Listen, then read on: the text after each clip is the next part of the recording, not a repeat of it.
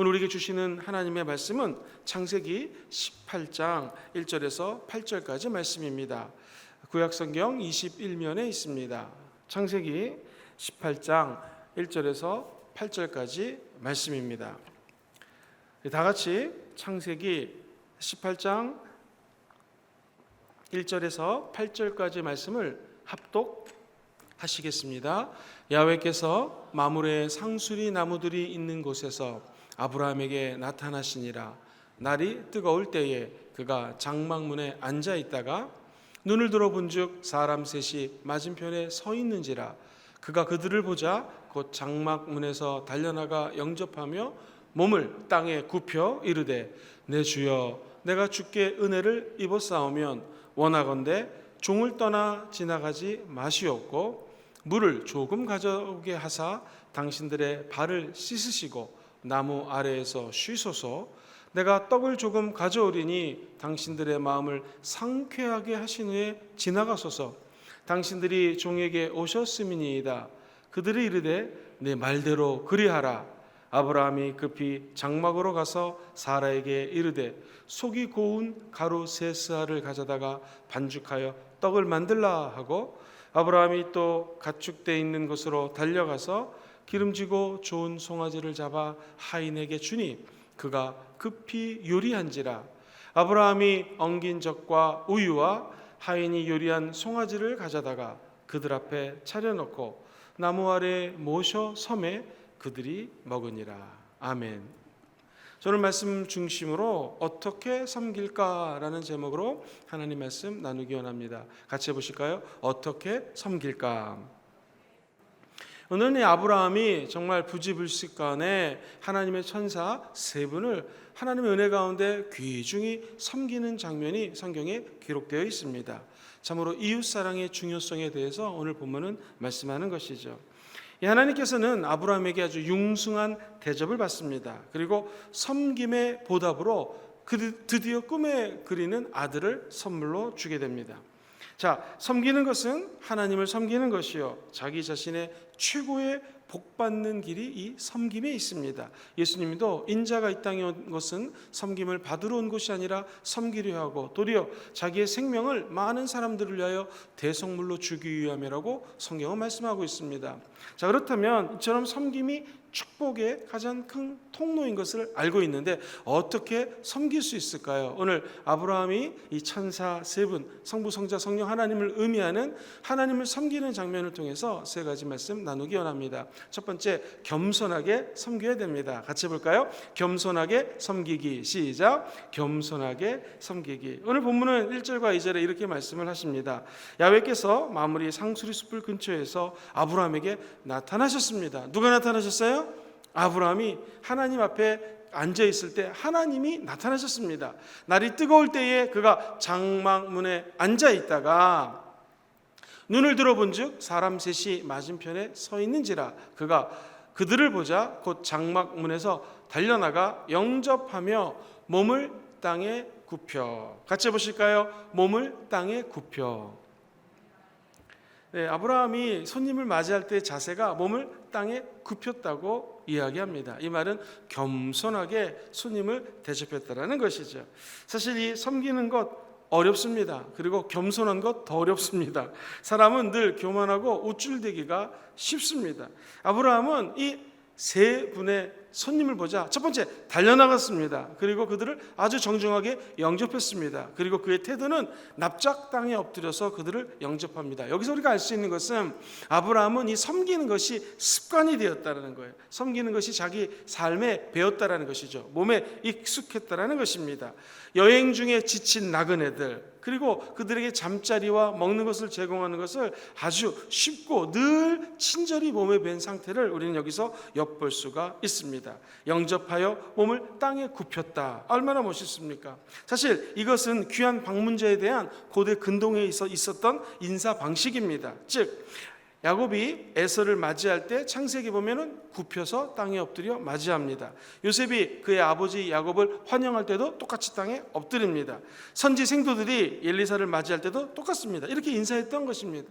그런데 재미있는 것은 그들의 신분 물어보지 않습니다. 당신들 나이가 몇 살입니까? 물어보지 않았습니다. 어디 출신입니까? 고향이 어디예요? 이런 거 물어보지 않고 자기에게 온 손님을 정중하게 대접했다라는 것입니다. 저는 이 말씀을 읽으면서 예전에 들었던 한 간증이 생각이 났습니다. 평양 북도에 정주라는 곳에 있는데 거기 오산 학교라고 하는 유명한 학교가 있습니다. 당시 그 동네에는 아주 똑똑한 청년이 있었습니다. 얼마나 똑똑한지. 그런데 이 사람은 남의 집 머슴살이를 하고 있는 신분이 아주 낮은 사람이었습니다. 너무나 가난하고 머슴이었지만 똑똑하고 성실하게 일했습니다. 이 머슴이 일할 때마다 세상에 아침에 일어나면 주인의 요강을 늘 깨끗하게 씻어가지고 아주 열심히 일할 뿐만 아니라 그 요강을 항상 깨끗하게 닦아놓는 것입니다. 매일매일 성실하게 일하는 모습이 주인 마음에 쏙 들었습니다. 그래가지고 이 젊은이는 이 머슴살이 하는 것이 너무나 아깝다라고 생각이 들어서 주인이 이 아이에게 학비를 대주고 오산학교에 입학을 시킵니다. 그리고 이 청년은 열심히 공부해서 우리 민족의 위대한 지도자로 우뚝 선 민족주의자 독립운동가 바로 조만식 선생님이 이 청년이라는 것입니다. 사람들이 이 숭실학교를 나중에 우수한 성적으로 졸업을 하고 아주 나라의 위대한 일꾼이 되었는데 이렇게 물어봅니다. 조만식 선생님, 어떻게 해서 이렇게 인생에 성공을 할 수 있었습니까? 그랬더니 유명한 말씀을 하십니다. 청년들에게 이렇게 말씀하십니다. 여러분, 사회에 나가거든 요강을 열심히 닦는 사람이 되십시오 라는 유명한 이야기를 했습니다. 여기서 요강 닦는 거 좋아하는 사람이 어디 있겠습니까? 그런데 성실하게 자기 맡은 일에 최선을 다했다라는 것이죠. 섬김의 자세 무엇일까요? 우리가 낮아져서 누가 우리에게 오든 나에게 어떤 일을 맡기든 정말로 충성된 일꾼 되면 하나님은 우리의 그 놀라운 섬김을 통하여 자녀를 잉태하는 아브라함 같은 축복을 허락하여 주실 것입니다. 오늘 말씀을 보니 왜 그런지 우리들은 목이 굳어서 이렇게 목을 굽히는 것이 쉽지 않은 느낌이 듭니다. 이 고대 근동의 여름 날씨 엄청 더웠습니다. 그리고 남미에서 선교 사역을 하신 우리 선교사님의 간증을 들은 적이 있었는데 남미에도 한 여름에는요 점심을 먹고 난 다음에 낮잠을 무조건 잡니다. 그 스페니시 말로 시에스타라고 얘기를 한다고 합니다. 그러니까 점심 먹고 1시간은 자기 때문에 심지어 관공서, 학교, 무슨 유치원, 슈퍼마켓 이런 데도 전부 다 문을 닫는다는 것입니다. 그 이유가 뭘까요? 더우니까 자야 된다는 것이죠. 아브라함은 어찌 됐는지 너무 더웠는지 아니면 잠이 안 왔는지 모르겠으나 상수리 나무 밑에서 아이고 덥다 이러고 있는데 갑자기 세 사람이 나타납니다. 그런데 오늘날도 자동차를 좋은 걸 갖고 나타나면 야 저분의 신분이 뭔가 있나 보다 라고 생각할 텐데 이 세 사람은 걸어오는 것입니다. 자, 사막에서 낙타도 없이 걸어오고 있는 손님들을 생각해 보십시오. 분명히 이분들의 신분은 가난한 사람들, 낮은 신분이었을 것입니다. 그런데 아브라함의 태도는 어떻습니까? 그런 것에 아랑곳하지 않고 얼마나 더울까? 이 사막에서 여기를 지나면 딴 데로 가기까지는 최소 하루나 이틀을 걸어가야 될 텐데 저 사람들 먹여야겠다, 저 사람들 목을 축여야겠다라고 하면서 새 나그네에게 인사를 합니다. 내 주여, 아주 겸손하게 인사를 하면서 머리를 땅에 조아리며 그 사람들을 환영합니다. 사랑하는 성도님들, 오늘 하루 우리 일터에서 회사에서 혹은 삶의 현장에서 어떤 손님이 다가오더라도 그분들을 사랑으로 맞이하시고 정성껏 겸손하게 섬기는 하루가 되시기를 주의 이름으로 축원드립니다.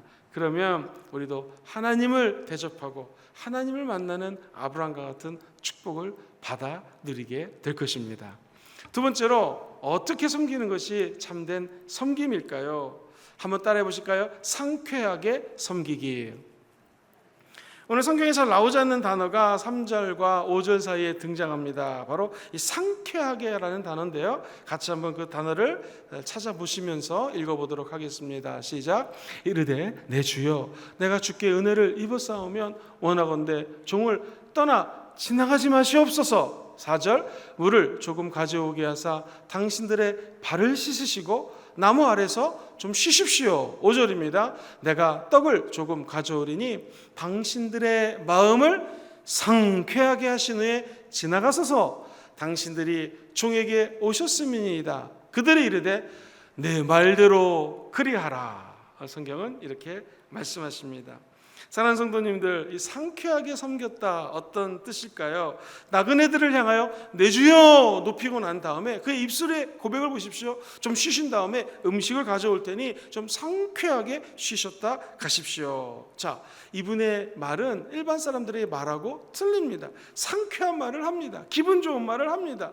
오셨어요? 앉으세요. 이런 것이 아니라 내 주여 잠깐 좀 쉬십시오. 급하게 음식을 갖고 오겠습니다. 발을 좀 닦으시고 조금 쉬시면 뭔가를 준비해 오겠습니다. 자, 아브라함은 부담스럽게 섬기지 않았습니다. 찜찜하게 섬기지 않았습니다. 의심하며 섬기지 않았습니다. 아주 편안하게 상대방 마음을 헤아리면서 말 그대로 상쾌하게 섬겼습니다. 이 상쾌하게라고 하는 히브리 단어는 사드라고 하는 단어를 쓰는데 의미가 힘있게 하다, 견고하게 탄탄하게 만들어주다, 혹은 원기를 되찾다, 원기를 회복시키다 이런 뜻이에요. 그러니까 손님이 왔었을 때 상쾌한 말로 이들의 기분을 좋게 했고 그들이 말뿐만 아니라 진짜 원기가 회복될 수 있도록 도왔다라는 것이죠.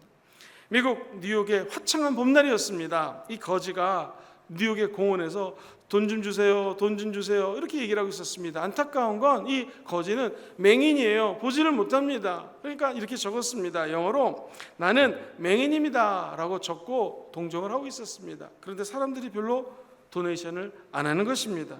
어떤 한 남자가 그 불쌍한 거지를 보면서 다가갔습니다. 그리고 나는 맹인입니다 라는 편말을 뒤집어서 거기다가 글을 적었습니다. 그리고 샥 이 남자는 지나갔어요. 그랬더니 사람들이 그냥 그 돈 깡통에다가 막 돈을 집어넣는 거예요.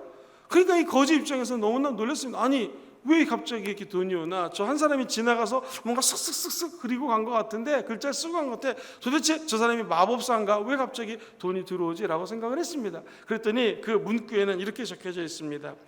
바야흐로 봄은 다가왔으나 나는 볼 수가 없답니다 라고 적었습니다.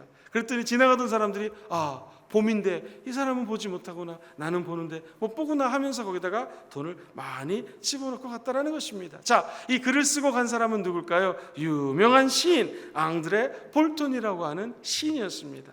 말 한마디가 한 사람의 생계를 흥하게 할 수도 있고 망하게 할 수도 있다는 것입니다. 사랑하는 성도님들, 오늘 우리 주변에 일어나는 모든 일들이 한국말에 말 한마디로 청량빛을 갚는다는 말이 있습니다. 우리가 말을 해놓고 지키지 못한 거 있으면 오늘 지키시고, 또 오늘 힘든 사람, 어려운 사람 있으시면 우리의 입술로 그들을 위로하고 그들에게 상쾌한 마음을 들 수 있도록 우리 입술이 쓰임받게 되기를 주의 이름으로 축원드립니다. 우리 마음속에 우리 입술에 부정적인 언어가 사라지고 상쾌한 언어가 늘 맴도는 하루가 되기를 주의 이름으로 축원드립니다. 마지막 세 번째로 어떻게 섬기는 것이 성경적일까요? 좋은 것으로 섬겨야 됩니다. 같이 해보실까요? 좋은 것으로 섬기기.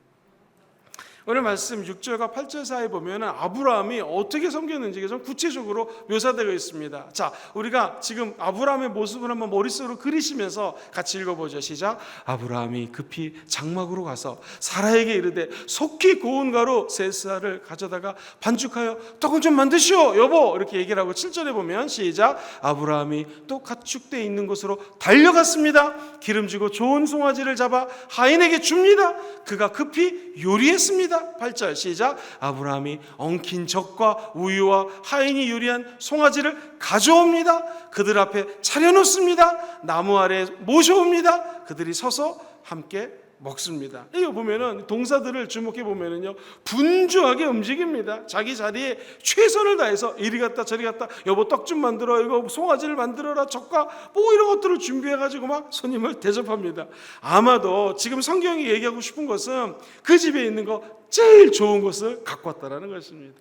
재미있는 것은 아브라함의 한마디에 아내와 이 종들과 일사천리가 되어서 하나가 되어서 새로운 손님들을 반겼다라는 것입니다. 저는 말씀을 묵상하면서 교회 모습을 떠올렸습니다. 어떤 교회가 성장할까요? 어떤 교회가 부흥이 될까요? 새신자가 오면은요, 온 성도가 달려가서 일단 얼굴을 모른다 그러면 아이 반갑습니다, 잘 오셨습니다, 이렇게 따뜻하게 인사 한번 하는 것이 그 성도에게는 엄청나게 적응하고 교회에 정착하는데 엄청난 힘이 됩니다. 실제로 조사한 바에 의하면 새신자가 와서 교회를 떠나지 않으려면은 6명의 친구가 필요합니다. 이 6명의 친구는 뭘 의미하는가? 나를 반겨주는 사람, 나에게 좋은 곳 주는 사람. 오해하지 마십시오. 좋은 곳이 꼭 물질을 의미하지 않습니다. 내가 갖고 있는 정성과 내가 갖고 있는 사랑을 온통 담아서 그분에게 위로하고 말하고 섬기면 그 새신자는 교회를 절대로 떠나지 않는다라는 것입니다.